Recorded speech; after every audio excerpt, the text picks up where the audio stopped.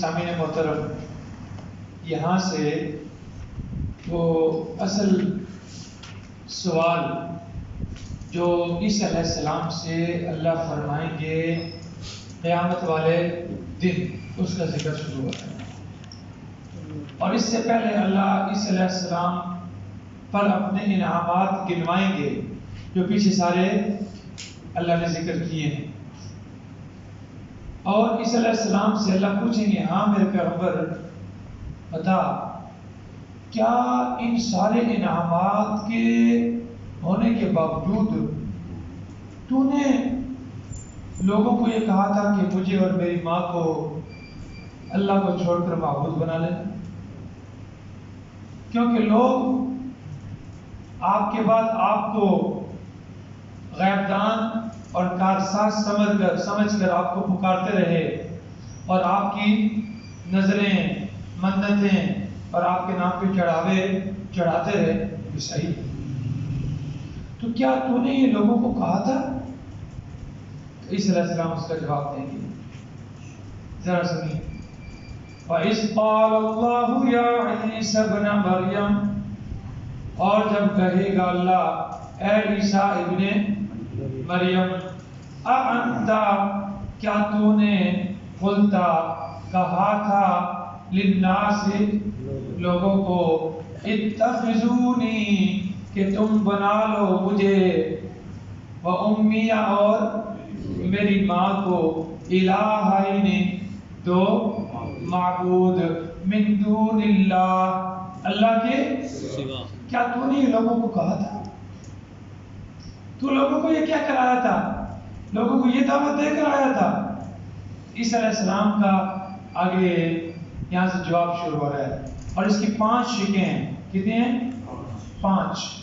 جواب کی پہلی شک ہے، قال، عیسیٰ علیہ السلام فرمائیں گے، سبحانک، اللہ تو پاک ہے، تیرے سوا کوئی غیب دان نہیں، کوئی کارساز نہیں۔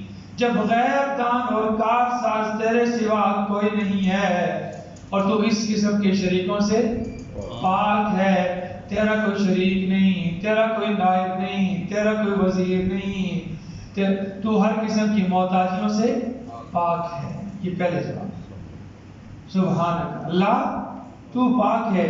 جب تیرے سوا کوئی غیب دان اور کارساز نہیں ہے تو پھر عبادت کے لائق بھی تیرے سوا کوئی نہیں ہے، تو شریکوں سے پاک ہے۔ دوسری شک، ما یکون لی ان اقول ما لیس لی بحق، ما نہیں ہے، یکون لائق، لی میرے لیے مناسب ہی نہیں ہے، ان اقول کہ میں کہوں، ما وہ بات، لیس بحق جو حق ہی نہیں، جو میرا حق ہی نہیں ہے، جس بات کے کہنے کا میرا حق ہی نہیں ہے، اللہ میں وہ بات کیسے کہہ سکتا ہوں؟ میرے لیے بات مناسب ہی نہیں ہے کہ میں ایسی بات کروں جو مجھے اس بات کے کہنے کا حق ہی نہیں پہنچتا۔ 2۔ تیسری شک، ان کنت قلتہ، اگر اللہ میں نے وہ بات کہی تھی، اگر میں نے وہ بات کہی ہے، فقد علمتہ، تو اس کو اچھے طریقے سے جانتا ہے۔ کیوں تو جانتا ہے؟ اس لیے کہ تعلم ما فی نفسی، تو جانتا ہے جو کچھ میرے دل میں ہے، ولا اعلم ما فی نفسک، اور میں نہیں جانتا جو تیرے دل کے۔ یہ کون کہہ رہے ہیں؟ یہ وہ پیغمبر کہہ رہے ہیں جس پیغمبر کو اللہ نے بغیر باپ کے کلمہ کن سے پیدا کیا ہے، اور بچپن کے اندر ماں کی گود میں پہلے دن ماں کی صفائی کے لیے بلوایا ہے۔ وہ پیغمبر کہتا ہے، لا اعلم ما فی نفسک، میں نہیں جانتا جو تیرے سینے میں ہے، جو تیرے پاس بات ہے۔ کیوں میں نہیں جانتا؟ تو کیوں جانتا ہے، میں کیوں نہیں جانتا؟ فرمایا انکا انت، بے شک تو، پھر تو علام الغیوب، غیبوں کو جاننے والا ہے، پردوں کے پیچھے باتوں کو جاننے والا ہے، چھپی ہوئی باتوں کو جاننے والا ہے۔ بے شک تو ہی جاننے والا ہے۔ تو ہی کا مطلب کیا ہے کہ تیرے سوا کوئی نہیں جانتا، تیرے سوا جس کے پاس بھی علم ہے اللہ وہ تیرا عطا کرتا ہے، جب تک تو کسی کو خبر نہ دے اس وقت تک کوئی نہیں جانتا۔ انک انت علام الغیوب، اللہ۔ وللہ غیب السماوات والارض، قرآن پڑھا اللہ ہی کے لیے ہے آسمان اور زمین کا غیب۔ وَلِلَّهِ خَزَائِنُ السَّمَاوَاتِ وَالْأَرْضِ، زمین و آسمان کے خزانے اللہ ہی کے پاس ہے۔ وَعِندَهُ مَفَاتِحُ الْغَيْبِ، اور اسی کے پاس غیب کی کنجیاں ہیں۔ لَا يَعْلَمُهَا إِلَّا هُوَ، اس کے سوا کوئی نہیں جانتا۔ شاید آپ کے ذہن میں سوال آئے یا نہ آئے، یار یہ اس بات پر بار بار کیوں زور دیا جا رہا ہے کہ اللہ کے سوا کوئی غیب نہیں جانتا؟ کیوں زور دیا جا رہا ہے؟ جی شاید سوال بنتا ہے نا۔ آپ دیکھیں قرآن میں بار بار یہی بات آ رہی ہے کہ اللہ کے سوا کوئی غیب دان نہیں ہے اور کوئی کارساز نہیں ہے۔ کیوں یہ بار بار آ رہی ہے؟ اس لیے آتی ہے کہ اللہ کے سوا جن کو لوگ پکارتے ہیں انہیں اسی نظریے سے تو پکارتے ہیں کہ وہ مجھے میرے حالات سے واقف ہے، میں جو اس کی قبر پر کھڑا ہوں وہ جانتا ہے، میری سن رہا ہے، میری پکار کو سن رہا ہے، میرے حالات سے واقف ہے، اسے پتا ہے کہ کون آیا ہے اور کون۔ اسی نظریے سے پکارتے ہیں نا بھائی۔ اگر یہ نظریہ نہ ہو تو کوئی پکارے گا؟ اگر یہ نظریہ ہو کہ وہ اسے کوئی پتہ نہیں ہے کون آیا ہے کون نہیں آیا، پھر کوئی جائے گا بھی؟ اس لیے اللہ بار بار اس بات کا رد کر رہے ہیں کہ اللہ کے سوا کسی کے پاس غیب کا علم نہیں ہے۔ سورہ نحل کے اندر اللہ فرماتے ہیں اموات غیر احیاء، اموات، وہ سارے کے سارے مردہ ہیں، غیر احیاء۔ ذرا کھولے سورہ نحل کو کھولے 1415۔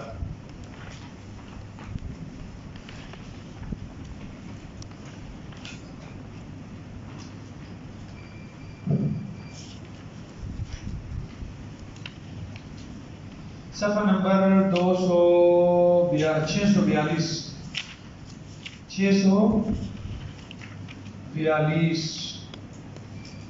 642 14واں سپارہ ہے، سورۃ النحل ہے، آیت نمبر 20 اور 21 ہے۔ مل گئی بھی؟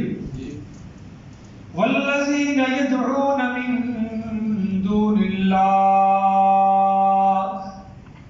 اور جن لوگوں کو یہ اللہ کے سوا پکارتے ہیں، والذین، اور جن کو یدعون پکارتے ہیں، من دون اللہ، اللہ کے سوا، لا یخلقون شیئا، انہوں نے کچھ بھی پیدا نہیں کیا، وہ کچھ بھی پیدا، وہ کچھ بھی بنا، ایمان ہے نا۔ وَهُمْ يُخْلَقُونَ، بنانا تو دور کی بات ہے، وہ خود پیدا کیے گئے ہیں، وہ خود اپنی پیدائش میں خالق کے محتاج ہیں۔ اموات، وہ کیا ہے بھائی؟ لاشیں ہیں، غیر احیاء۔ اچھا جی شہر بھائی، اموات، مردہ کون ہوتا ہے؟ اموات کا معنی کیا ہے؟ اموات موت کی جمع ہے نا. موت کا معنی کیا ہوتا ہے؟ مردہ. اور جس سے روح نکلتا ہے وہی ہوتا ہے نا. پھر دوبارہ غیر احیاء کیوں کہا ہے؟ جب مرد اموات کو کہہ دیا تو دوبارہ غیر احیاء کہنے کی ضرورت ہے؟ پڑھتی ہے نا. ہاں ضرورت تھی.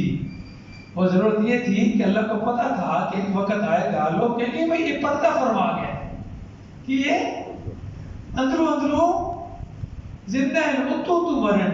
اللہ فرماتا تھا نا اتو بھی مار گیا تھا اندروں بھی مار گیا. غیر احیاء زندہ. ہاں اموات غیر احیاء وہ مردہ ہیں زندہ نہیں ہیں.